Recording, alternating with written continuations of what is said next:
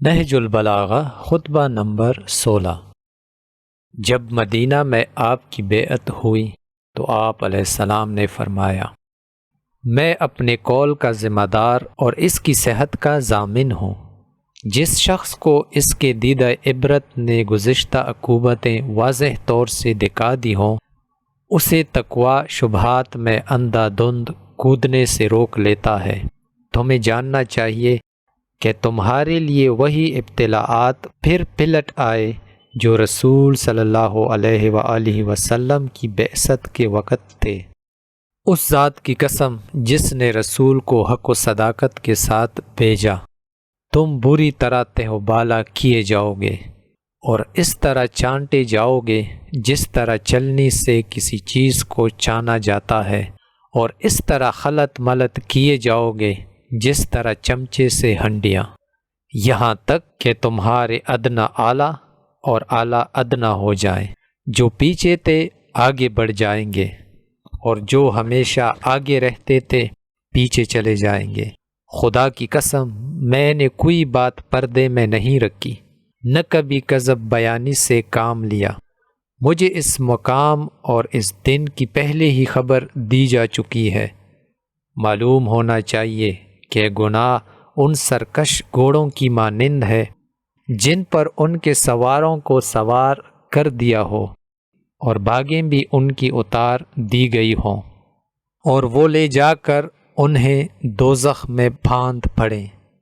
اور تقویٰ رام کی ہوئی سواریوں کے مانند ہے جن پر ان کے سواروں کو سوار کیا گیا ہو، اس طرح کہ باغیں ان کے ہاتھ میں دے دی گئی ہوں، اور وہ انہیں با اطمینان لے جا کر جنت میں اتار دیں۔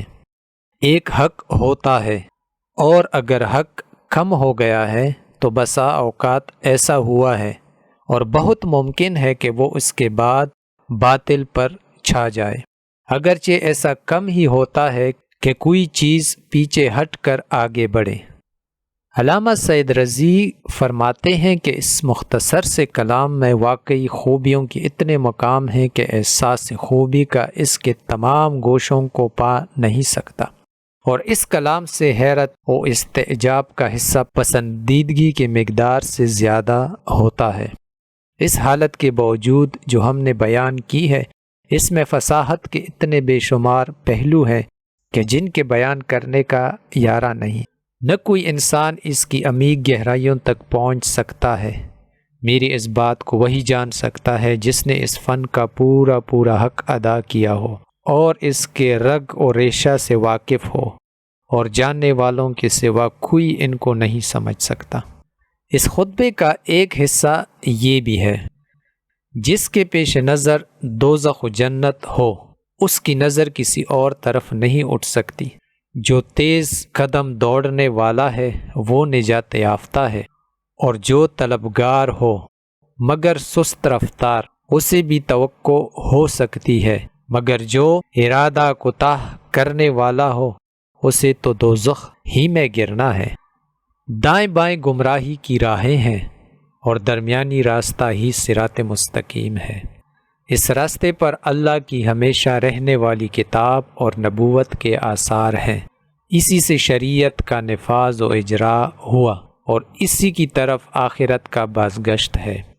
جس نے غلط ادا کیا وہ تباہ و برباد ہوا، اور جس نے افترا باندھا وہ ناکام و نامراد رہا۔ جو حق کے مقابلے میں کڑا ہوتا ہے وہ تباہ ہو جاتا ہے، اور انسان کی جہالت اس سے بڑھ کر کیا ہوگی کہ وہ اپنی قدر و منزلت کو نہ پہچانے۔ وہ اصل و اساس جو تقویٰ پر ہو برباد نہیں ہوتی، اور اس کے ہوتے ہوئے کسی قوم کی کشت یعنی عمل بے آب و خشک نہیں رہتی۔ تم اپنے گھر کے گوشوں میں چھپ کر بیٹھ جاؤ، آپس کے جھگڑوں کی اصلاح کرو۔ توبہ تمہارے عقب میں ہے۔ حمد کرنے والا صرف اپنے پروردگار کی حمد کرے، اور برا بلا کہنے والا اپنے ہی نفس کی ملامت کرے۔